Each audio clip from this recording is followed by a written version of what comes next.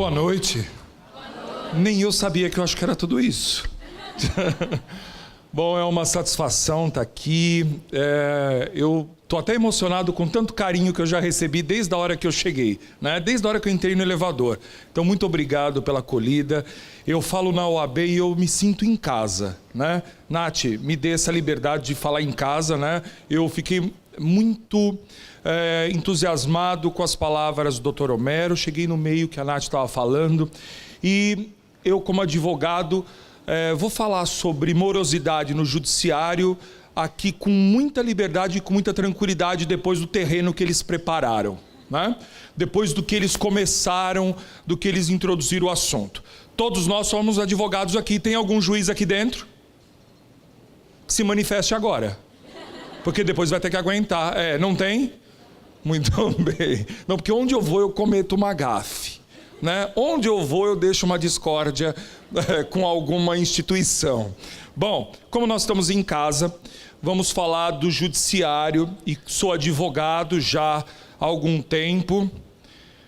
Me considero ainda da jovem advocacia, apesar dos 17 anos de advocacia, né?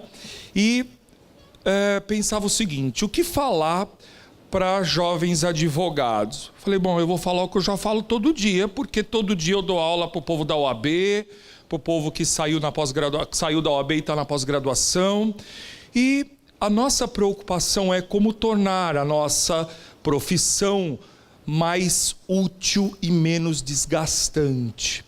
Eu juro para vocês, não quero fazer um discurso que não entusiasme, mas eu de vez em quando me dá aquele desânimo, para não usar outra palavra, dá aquele desânimo com a advocacia e pensando o seguinte: o cliente chega na tua frente, conta todo aquele problema e pergunta para você imediatamente. Qual é a primeira pergunta? Quando vai ser? Vai demorar? E o que nós dizemos para o cliente? Eu, no auge da minha sinceridade, digo: sabe Deus. Não, eu estou assim, né? Vocês me dão licença de tirar o paletó?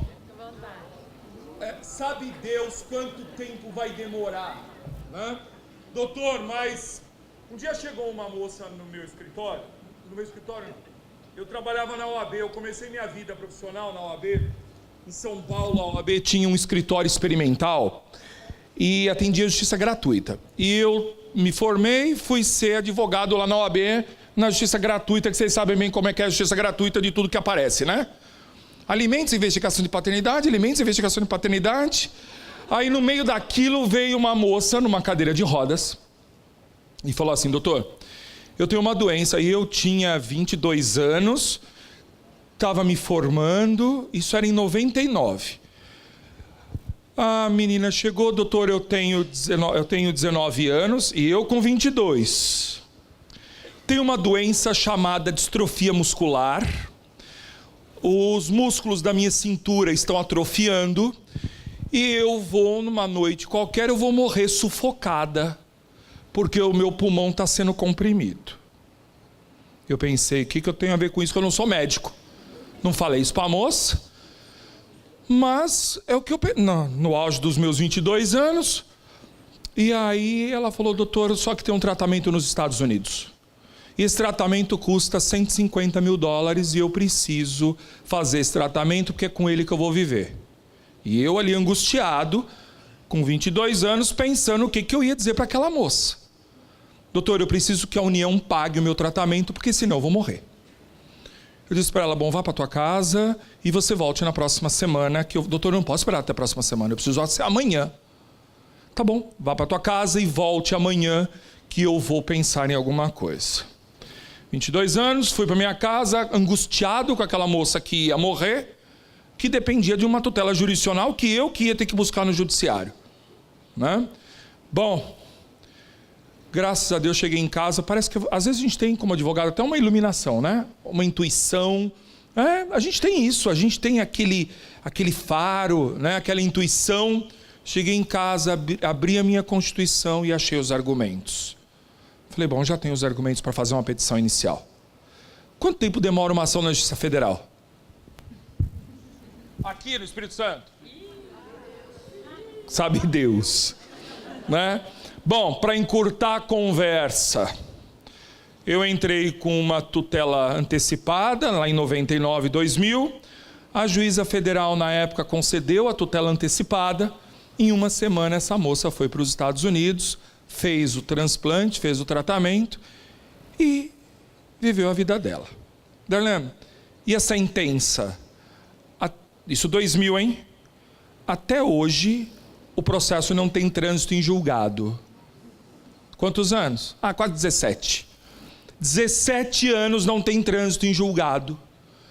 E essa moça podia esperar. Olha como vocês são insensíveis. Ninguém nem perguntou se a moça está viva. Ninguém nem quis saber. Tá, a gente encontrou, eu e a professora Roberta, encontramos ela essa semana lá no Damásio de São Paulo. Está viva a moça, né?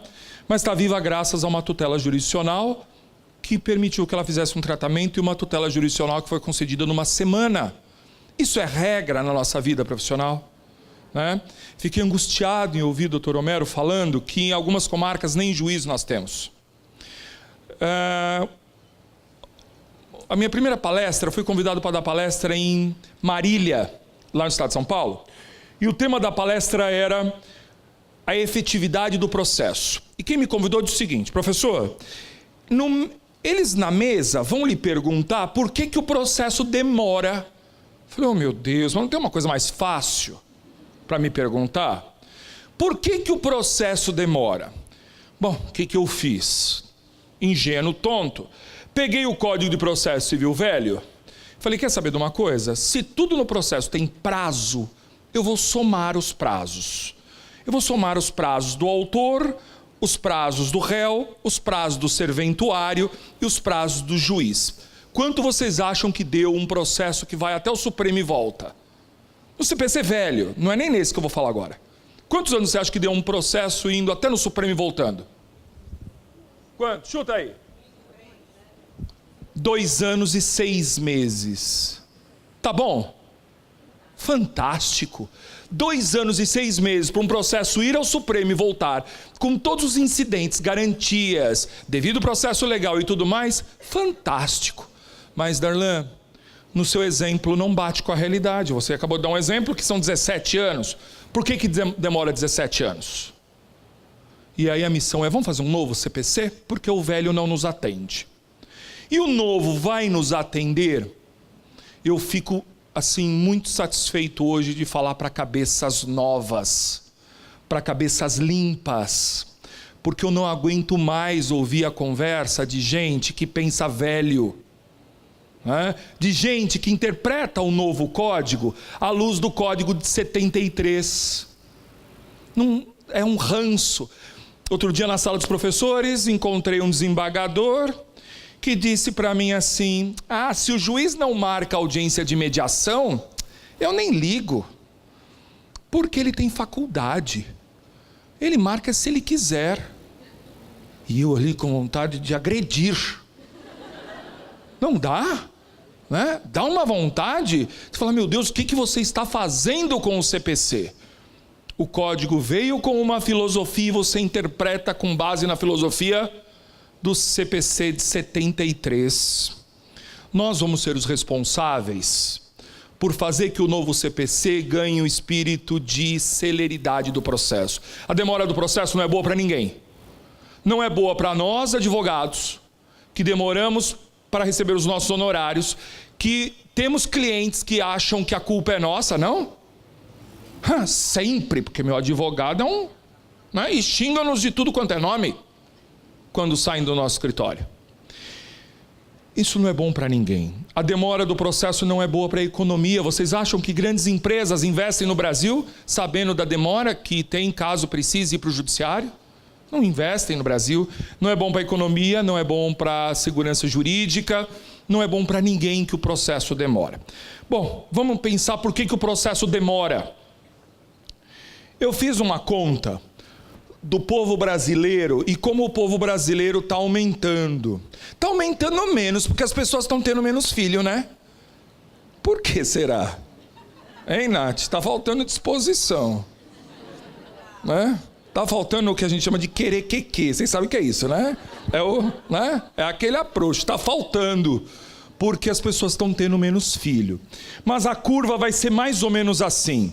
Em 73, quando saiu o Código Velho, o Brasil tinha mais ou menos 100 milhões de pessoas. 107 milhões mais ou menos. Em 2017, saiu agora a semana retrasada, o IBGE publicou que nós temos 207 milhões de pessoas. Quer dizer, nós temos o dobro do CPC de 73 ao CPC de 2015, nós temos uma população brasileira que dobrou. Tudo bem? E daqui, eu projetei 2030, nós vamos chegar mais ou menos a 280 milhões de pessoas litigando. Vamos pensar prático, vamos pensar na nossa casa, né? Os nossos avós entravam com processos? Os nossos avós iam para a justiça? Nunca, em hipótese alguma. Primeiro pela baixa educação que se tinha na época, há 30, 40 anos atrás a educação era menor, dos nossos avós, dos nossos bisavós, então eles não entravam. Hoje compravam um produto estragado na década de 70, alguém ia reclamar? Porque comprou? Morria e ficava caladinho, não é? Ninguém, imagina que ia discutir direito na década de 70 e hoje, tropeçou na rua, quero dano moral. Agora inventaram até o dano espiritual. Não foi? Vocês não ouviram a história do avião da Gol? Eles criaram isso esses dias. O avião da Gol, aquele avião que caiu da Gol e os corpos caíram lá na terra indígena e os índios estão com dano espiritual. Achei o máximo isso. Sim, eles acham que aquela terra está, de certa forma, eu vou usar um termo que não é técnico, assombrada, né? Mas é isso que eles estão entendendo. Olha que interessante como nós evoluímos em termos de dano. Então, em 73, nós não tínhamos Código do Consumidor, nós tínhamos uma outra Constituição, nós não tínhamos noção dos nossos direitos como nós temos hoje. Então, hoje nós demandamos muito mais e a população está lá em cima. Imagina a enxurrada de processo. E o processo ainda era de papel. Eu ouvi aqui a explanação da professora, o processo era de papel, né? Muito bem. A realidade do nosso caos no judiciário hoje. Produtividade dos magistrados. Eu vou perguntar de novo. Não tem nenhum juiz aqui, né? Tá. Ainda bem que também não tem, porque outro dia eu estava dando aula numa sala de OAB, gente se preparando para a OAB. E eu perguntei, tem juiz aqui na sala? A menina aqui assim com cara de nojo. Eu falei, você é professor, eu já sou juíza. Nem tinha passado na OAB. Juro, já sou juíza, desde que eu nasci, eu vou prestar o concurso e será declaratório. Ai, que nojo. Filha, você tem vocação. Falei, não aguentei. Falei, você tem vocação, presta que você vai passar, né? O quê? Bom, os nossos juízes trabalham. Eu não quero ser injusto aqui, eu tenho muitos colegas juízes e eu acompanho a vida deles. Muitos colegas professores juízes e eu acompanho a vida deles, não quero ser injusto. Eles trabalham demais, né? Demais. Então, vamos ver o quanto de sentença que eles dão por ano versus novos processos. Porque senão vai virando uma represa, né, gente? Vai sentenciando e vai vindo mais processo e aí dá conta ou vai criando acervo. Bom, no Brasil, cada juiz, né, julga por ano 1.600 processos. Um juiz dá 1.600 sentenças. E entram de 1.400 a 2.900 processos. Então já está represando. Tudo bem? Na Itália, são 1.000 sentenças versus 700 processos que entram. Então uma hora eles vão baixar o número. Em Portugal, o juiz português é o que trabalha menos, 400 sentenças ano por 380. Essa é mais ou menos uma média publicada pela ONU quando analisa a população versus judiciário. Tudo bem? Então o nosso juiz não é um juiz vagabundo. O nosso juiz trabalha. Ok? Darlene, ele julga demais. Julga. E por que o processo ainda assim demora se eles julgam muito? Bom, nós temos menos juízes do que deveríamos. Ok? O nosso número é inferior. Mas vamos a um outro dado que é importante nessa lógica. Quem são os maiores litigantes brasileiros? Quem mais bate... Vocês têm alguma ideia? O maior litigante. Sim, claro. É o próprio Estado. É o maior litigante. Se o próprio Estado cumprisse as suas obrigações e respeitasse os direitos dos jurisdicionados, menos processos teríamos. Então tem ali INSS, Receita Federal, a própria União e os estados. Ok? O segundo maior litigante, os bancos. Envolvendo o consumidor, envolvendo relações de consumos, e ações que se multiplicam. E vamos falar bem a verdade, tanto nas ações do INSS, do governo federal e dos bancos, são ações que se multiplicam. Muitas vezes com lides que têm a mesma controvérsia de direito, nem sempre é de fato. E por fim, essa maldição que se chama Vivo, Net, telefone. Olha, um dia eu ainda queria fazer uma petição inicial ao vivo na televisão ensinando a fazer ações contra essa gente. O ódio que eu tenho deles também. Eu estou na OAB, eu posso falar o que eu quiser dos clientes, tudo bem? Eu não gosto de cliente. Não gosto. Vamos lá. Darlan, você vai sair daqui com uma representação lá no Tribunal de Ética. Muito bem.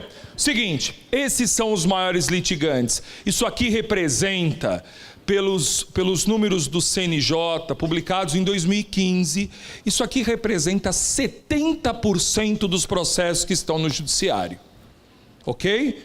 Então dá para resolver o problema na raiz, Darlan, mas a gente não quer ficar sem processo. Eu sei que vocês não querem ficar sem processo. Que advogado que quer ficar sem processo? Vocês querem? Não sei se eu posso perguntar isso. Cadê o doutor Homero? Já saiu? Advogado nunca gosta que as pessoas não briguem, que resolvam suas brigas. Advogado é um ente do mal. Não é? Vamos falar bem a verdade. Se os papais pagarem suas pensões, reconhecerem seus filhos, se todo mundo cumprir suas obrigações, nós vamos fazer o quê? Nada. Então a Darlene torce para que as pessoas criem leads. Claro que a gente torce. Senão nós não seríamos advogados se não gostássemos de leads. Só que nós não queremos uma lead que demore 10 anos para resolver e que a gente fique à mercê da surpresa da cabeça do juiz.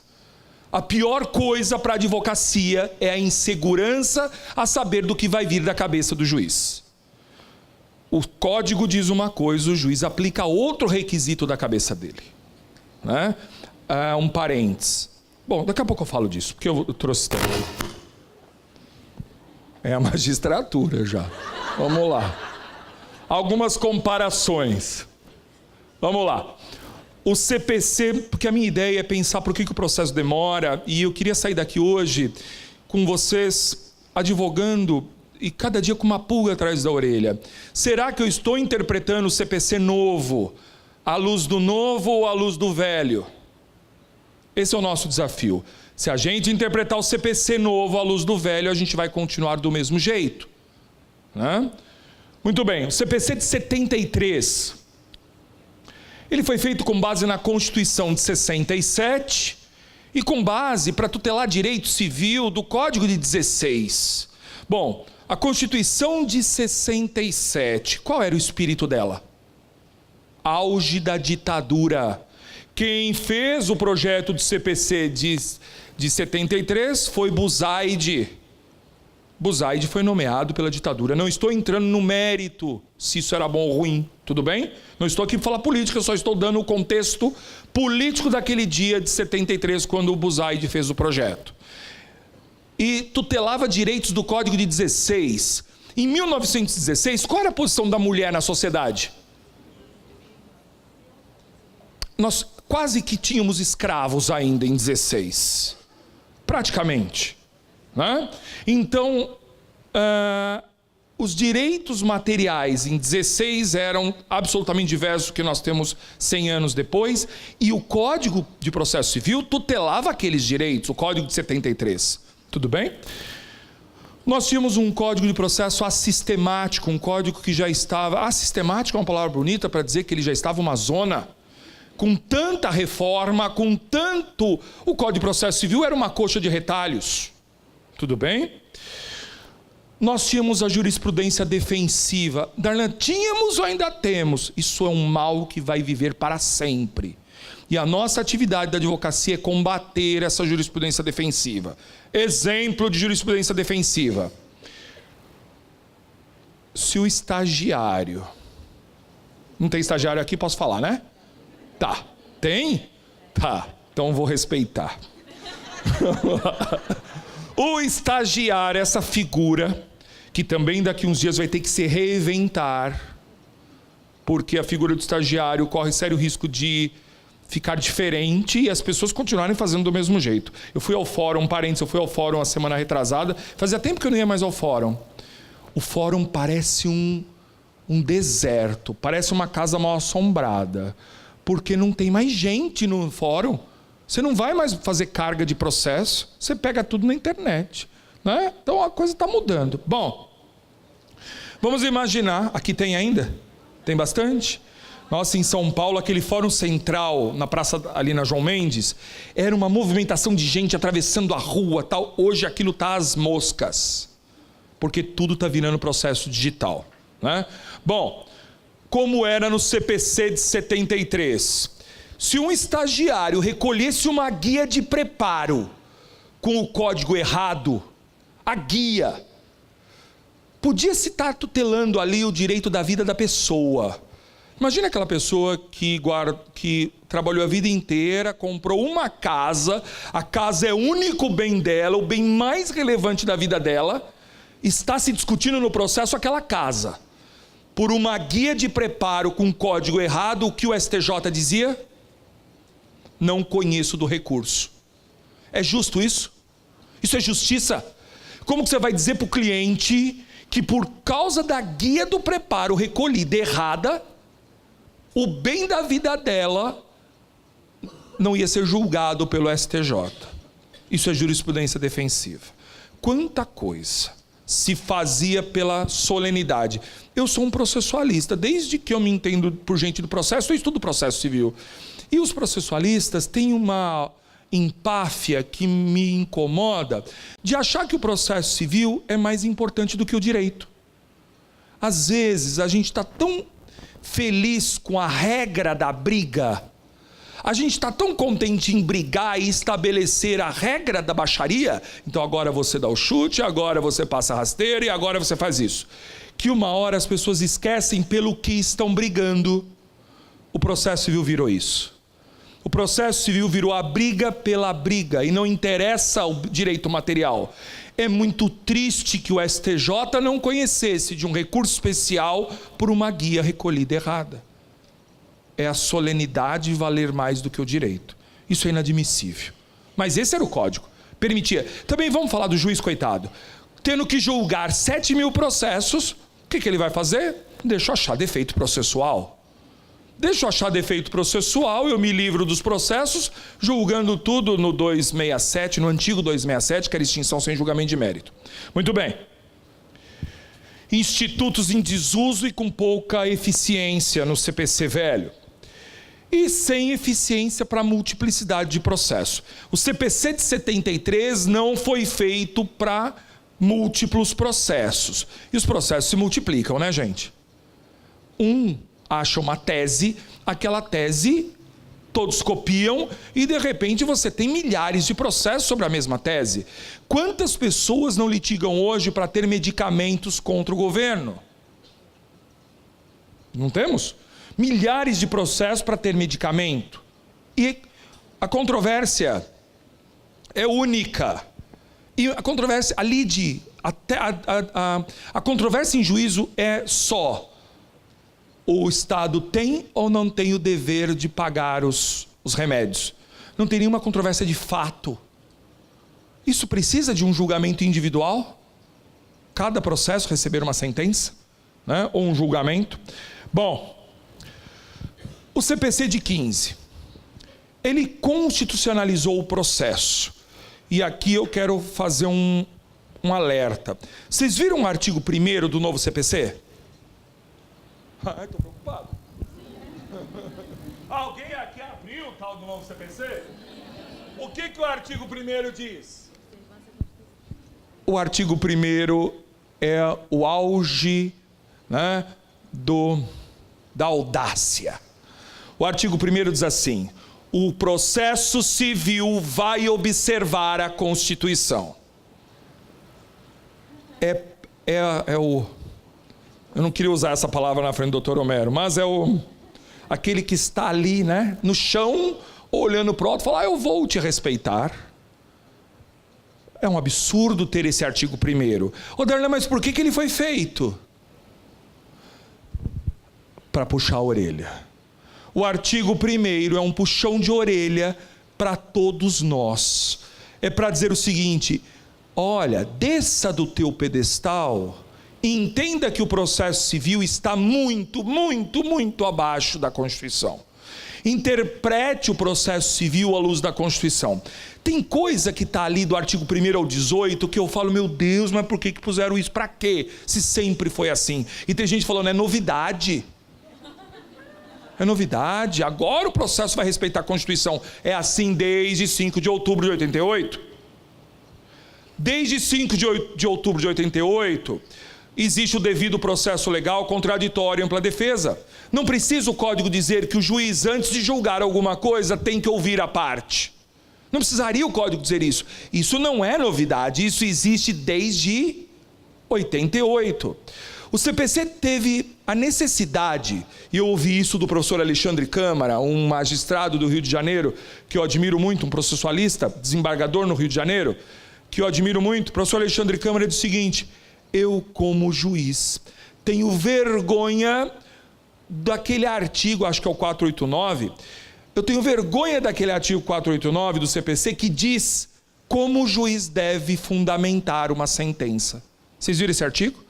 O artigo diz assim: não se considera fundamentada a sentença se o juiz tão somente citar artigo, usar conceitos indeterminados, porque não é normal ele falar o seguinte, antigamente: nego a tutela antecipada, pois não estão presentes o artigo 273, o velho, né? Não é comum isso? Isso não vale como fundamentação. Isso não é fundamentar. Fundamentar é aplicar a lei ao caso concreto, justificando de forma clara para que a pessoa possa exercer o contraditório e ampla defesa. Como que você vai recorrer se ele tão somente disse que não estão presentes os requisitos legais? Ok? Então, respeite a Constituição. Então, nós, advogados, temos o nosso dever institucional de sempre levar a Constituição ao magistrado. Muito bem. Ele é moderno e com conceitos definidos. Ele combate a jurisprudência defensiva. Esse exemplo que eu dei da guia do preparo, lembra? Que uma guia do preparo não conhece o recurso? Bom, isso nunca mais vai acontecer. Eles vão arrumar outras coisas, porque eles são bem criativos. Né? Eles já estão. Eles vão arrumar outras coisas para não conhecer dos nossos recursos. Mas vejam, você não vai poder mais negar um recurso porque o preparo está com a guia errada ou porque não veio o preparo. Que se dê prazo de 5 dias para recolher novamente em dobro. Né? O processo civil foi mais ou menos assim: nada deve ser declarado nulo quando se pode ser consertado. O novo CPC diz isso. Né? Eu só visualizo uma coisa que não dá para consertar no processo civil. O que vocês acham? Um erro nosso que não dá para consertar: prazo. Porque o resto, fora o prazo que a apelação tem 15 dias para fazer, se eu fiz no 16º, não tem como consertar. Mas o resto, todos os vícios são sanáveis no processo civil. A gente tem que limpar o ranço do civilista, né? Porque o civilista, ele faz muito claro, o civilista quer morrer com isso, eles não se conformam, porque para o civilista o sistema de nulidades é muito claro, nulidade absoluta, nulidade relativa, eficácia, não sei o quê. No processo civil isso fica para lá. No processo civil até uma nulidade absoluta ela é sanável. Né? Até uma nulidade absoluta no processo civil é sanável, então usa outro sistema. Muito bem. Meios alternativos de solução de conflitos. Vamos a uma pausa nisso. Nós precisamos amadurecer nesse assunto. É um problema de cultura, né? Nós estamos acostumados, desde o dia que o imperador botou os pés aqui no Brasil, nós estamos acostumados, desde o dia do imperador, a ter uma audiência semanal com o imperador para ir lá pedir as coisas para ele. Então o que o brasileiro faz? Ele quer ir no árbitro? Ele quer ir no mediador? Não. Eu quero ouvir a posição do juiz do Estado. E às vezes tem que ser o juiz do Supremo. Não é assim? O cliente se conforma? Olha, nós temos que ter um dever ético de dizer para o cliente, não cabe recurso. Desculpe, entendo que neste caso não cabe recurso. Porque se deixar o cliente quer ir até o STJ, ou até o Supremo, por uma coisa que não existe. Né? Então, qual é a filosofia do americano, oposta à nossa? Por isso que eu digo que é um problema cultural. O brasileiro está acostumado a ir pedir a bênção semanal, beijar a mão do rei. É do rei que eu quero ouvir, é do rei do Estado que eu quero ouvir a sentença. O americano foge do poder judiciário. Para o americano a filosofia é: Estado, se intrometa na coisa pública. Estado, se intrometa no que é público. O que é particular nós resolvemos entre nós particulares. O americano abomina a justiça para resolver problemas privados. Família, tudo eles levam no mediador. Então é uma questão nossa de cultura. Ah, Darlan, mas se for para o mediador, nós advogados não temos honorários ou não vamos ganhar como ganharíamos. Será?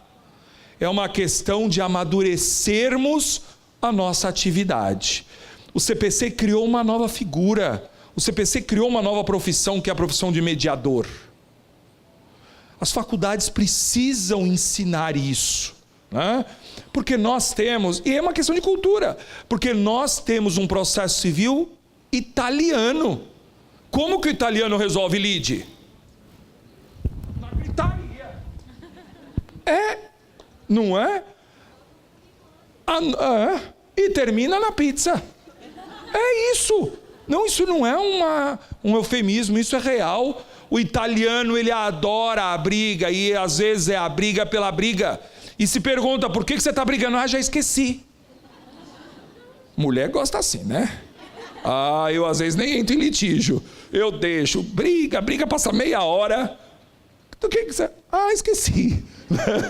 Esqueci. Bom, mas eu falava dos italianos, senão eu vou apanhar da mulherada aqui já, né? Nós temos um processo italiano, lógico, Liebman no Brasil, né? Na USP, Buzaide, toda essa gente sai um processo civil. Eu luto muito para que o CNJ cuide disso do mediador. Porque na minha cabeça, por exemplo, isso tem que virar uma profissão, e a OAB é uma que vai encampar essa luta, né? De virar uma profissão. E, por exemplo, quando a gente fizer uma petição inicial, tem que ter custas para pagar o mediador. O mediador não tem que vir do dinheiro do Estado. O mediador tem que ter em São Paulo a gente paga para o oficial de justiça, que paga também. Em São Paulo a gente paga uma taxinha para o oficial, 59 cruzeiros. Acho que ele vai até de Uber, porque, né? 59 para o oficial fazer uma citação, né?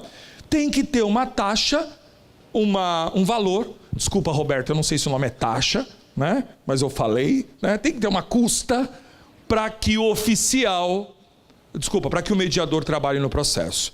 Então a mediação e a arbitragem devem estar no nosso radar de meios muito eficazes de solução de conflitos. Muito eficazes. Por que confiamos a um magistrado a solução do nosso conflito, sendo que muitas vezes ele não entende absolutamente nada daquilo? Né? E fiquei assustado quando o Dr. Homero falou que em alguns lugares só tem estagiário julgando. Não falou julgando, né? Cuidando ali do negócio. Julgando. A gente sabe bem. Né? Então, por quê? Né? Não podemos levar para um árbitro. E com a participação do advogado, com os honorários do advogado, né? Quando se colocou o inventário, agora o uso capião, o divórcio e a separação em cartório, muita gente foi contra. Quanto que isso não resolveu nossa vida? Quanto que isso não desburocratizou poder fazer uma escritura pública de divórcio em cartório? E continuamos ganhando como os nossos honorários. Tudo bem? Vamos lá. Respeito aos precedentes. Essa também é uma novidade do novo CPC, que eu estou ouvindo muita gente falando besteira por aí. Tem muito advogado e muita gente dizendo, mas o sistema de precedentes é igual ao sistema inglês e americano da Common Law. Não tem nada a ver com o sistema americano da Common Law. O nosso sistema não tem nada a ver com o sistema de precedentes americano. No sistema de precedentes americano e o inglês, eles usam o precedente para fato. O fato é que gera o precedente. Tudo bem? Vou contar um caso, já que vocês estão aí. Vocês gostam de caso, né? Posso? Uma cliente minha, quem foi meu aluno já ouviu essa história, mas quem não foi vai ouvir. Uma cliente minha, uma mulher muito chique em São Paulo, né? Num dia deste calor, que nem hoje, 32 graus, a mulher passou num boteco, São Paulo, e foi tomar aquele refrigerante preto. Por questão ética, eu não vou dizer que é a Coca-Cola. Foi beber aquele refrigerantezinho. Tem alguém com o estômago fraco aqui? Se tiver, sai, porque o exemplo é hard. Bom, a mulherzinha parou no boteco para tomar o refrigerante preto. Estava numa garrafinha e aquele calor, desceu gostoso, refrigerante e tal. Quando de repente ela sentiu alguma coisa na garganta. Para encurtar a história, a mulher quase morreu. É que ela é muito rica, então ela teve uma infecção gastrointestinal. Se fosse pobre, era diarreia. Né? Aí teve uma infecção, juro, me procurou, quero entrar com a ação. Aí mandamos a garrafinha pro Adolfo Lutz, viram que era uma barata. Era mesmo. Aí entrei com a ação para pedir a indenização. Sabe o que eu fiz? Falei, eu vou procurar precedentes nos Estados Unidos. Porque nos Estados Unidos, um fato gera precedente. Então, se alguém tomou uma Coca-Cola estragada, aquilo é arquivado. Quanto foi? Foi $1 milhão.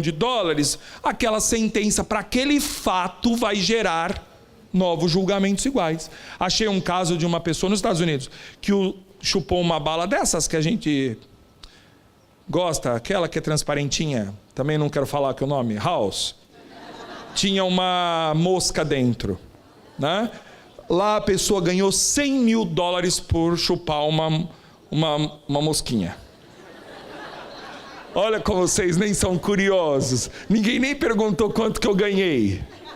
Aí sabe o que eu fiz? Falei, sistema de precedentes. Vou pegar a sentença americana e vou trazer para o Brasil, dizendo, olha, lá nos Estados Unidos um house foi 100 mil. Uma coca com barata vale quanto? TJ de São Paulo, sabe quanto deu? 15 mil. Pouco, né? De honorários deu 10%. É o avitamento dos nossos honorários. Absurdo, né? Também 15 mil para tomar uma coquinha com barata. Tem gente que faz coisa tão pior, por muito menos, né? Bom, por que eu dei esse exemplo? Não era para embrulhar o estômago de vocês, não. Eu dei esse exemplo para que a gente consiga entender o sistema de precedentes. Um fato no Brasil não gera precedente. O que gera precedente no Brasil é uma tese jurídica. Então não tem nenhuma relação com o sistema americano ou inglês. É nosso, tá? Esse sistema de precedente ainda parece com o sistema italiano, alemão e francês, e não com o americano. É justo que tenhamos um sistema de precedentes? Claro que sim, Porque não é um absurdo pensarmos em 100 mil processos com a mesma lide e impor ao STJ e ao Supremo que julgue um por um. E aí as pessoas se chocam quando se fala, os processos são julgados em bloco. Claro que os processos são julgados em bloco. São milhares idênticos com a mesma tese jurídica. Então vamos oficializar isso? O julgamento em bloco, vamos dar um devido processo legal para ele? Eu acho que é interessante. E foi isso que nós criamos. Então, em determinados casos, assunção de competência, resolução de demandas repetitivas, recursos repetitivos, eles geram precedentes. E aquela tese jurídica deve ser aplicada a todos os processos idênticos. Interessante, isso vai dar muita agilidade aos processos, ok? Muito bem. O que mais? Primazia da solução de mérito, isso virou um princípio. Algum de nós, alguém aqui, melhor perguntando, alguém aqui faz processo para ter sentença do 485? Sentença do 485 é aquela sentença sem resolução de mérito. Alguém faz isso? Alguém atende o cliente e fala, eu vou fazer uma ação, mas se ele der uma sentença sem mérito, eu vou ficar feliz. Alguém? Nunca. Nós fazemos petição inicial visando uma sentença do 4871, que julgue procedente o pedido. É para isso. Eu ouvi da professora Tereza Rudalvin, um dia que ela foi lá no Damásio, dar uma palestra presencial, e a professora Tereza falou assim, um processo que o juiz dá um 485, que o juiz dá uma sentença sem mérito, é um processo bumerangue. Não é? Ele vai e volta. Ele vai e volta. Então a ideia é, o CPC começa nos princípios dizendo o seguinte, juiz, resolva o mérito sempre que possível. Sempre. Se esforce para não dar uma sentença do 485. Só faça isso depois de tentar muito. Nós chegamos até o extremo de lá no capítulo da sentença ele falar o seguinte, olha, se você for dar uma sentença sem mérito, mas se julgar o mérito beneficia a parte a quem eu daria sem mérito, dá com mérito. Olha que louco, isso entra na nossa cabeça, Se você daria sem mérito, mas se vai julgar o mérito, você consegue, julgue o mérito, evite a sentença sem mérito. Bom, tudo isso, óbvio, que contribui para a celeridade, para que a gente tenha um processo mais rápido. Agrupamento de atos processuais. Acabamos com a divisão de rito ordinário, de rito sumário e de rito especial. Hoje só temos rito comum ou ritos especiais. E alguns especiais, ainda que não eram tão especiais, viraram comum, como o uso capião, que não tinha nada de especial. Foi para o rito comum e também pode ser feito extrajudicial. Mas, quando nós juntamos o sumário... Então tem gente falando também, porque o sumário morreu e o ordinário morreu. Não é bem isso. O ordinário e o sumário foram fundidos, certo? Então antes a gente tinha os dois, hoje a gente só tem um e os dois foram juntados. Você nota atos processuais do sumário e do ordinário. Então esse agrupamento de atos processuais que nós temos no novo CPC torna o processo mais célere. Outro exemplo, na defesa. No CPC velho, quantas defesas a gente fazia? Contestação, reconvenção, exceção e impugnações. 4 defesas no CPC velho. No CPC novo, faz tudo contestação? Tudo que você tiver que alegar, enfia na contestação. Não é mais fácil? Não é mais célere? Mais simples? Quer reconvir? Pode reconvir, mas faça dentro da contestação se você vai contestar, que é mais fácil. Tudo bem? Então, isso ganha certa agilidade. E nós temos muitas conquistas da advocacia no novo CPC, Eu rendo aí os meus parabéns ao Conselho Federal pelo que conseguiu nesse código, porque nós tivemos um trabalho árduo do Conselho Federal, do Dr. Marcos Vinícius, junto às comissões do novo CPC. As nossas férias, né? E eu ouvi de algum juiz, porque dar férias para o advogado vai tornar o processo mais lento. Caramba! Não é? Vai tornar o processo mais lento dar férias para a gente? Vamos tirar as férias deles. Não tem mesmo ninguém aqui. Eu custo a entender as férias do judiciário. Eu custo a entender, né? Por que as férias são tão especiais? O que tem de tão diferente? Né? Custo a entender. Mas é uma briga que eu não vou comprar. Mas quem sabe a OAB um dia compre. Né, doutor Homero? Quem sabe? Porque não é isonômico. Não é. Oi? Então. Se eles dão 1.600 sentenças, né? Trabalhando 5 meses do ano, então eu estou exagerando, né? Úteis, vamos dizer assim, né? Se eles tivessem 8 meses, talvez a gente conseguiria um pouquinho mais, tá? Eu faço aqui um reparo. Eu acompanho juízes e eles trabalham muito, né? Dar 1.600 sentenças no ano é um negócio desumano, porque imagina julgar um caso, ter que ler tudo, né? Eu brinco com isso das férias, mas tem também o lado do excesso de processo, da falta de recursos que os magistrados têm. Vamos lá. Tudo bem até aqui? Alguma pergunta? Nada? Dona, que horas vai acabar isso? Vamos lá. Tutela eficiente. Porque se o processo demora, o cliente está esperando, a culpa é do meu advogado, né? O que é uma tutela eficiente? Para a gente acabar. É uma tutela que resolva o conflito. O que o cliente quer é que a lide dele seja resolvida em tempo razoável. E o razoável é no caso dele. É um princípio constitucional que os processos devem ser julgados em tempo razoável. Que resolva de forma definitiva, a ponto dele não precisar entrar de novo com uma ação.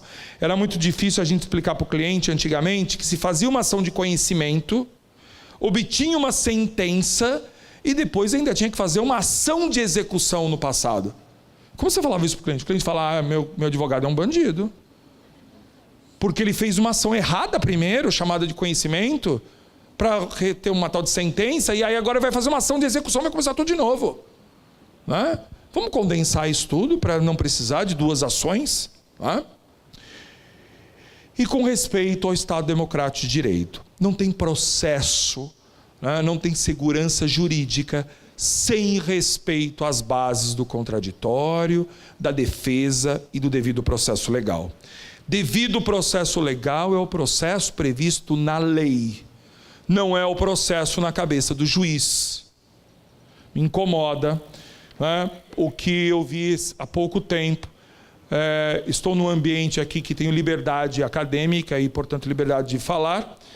E me incomoda, por exemplo, o que fez a Justiça do Trabalho, que baixou uma instrução normativa, também é uma audácia, baixou uma instrução normativa dizendo o seguinte: esses artigos eu vou usar do novo CPC e esses outros ignore-se.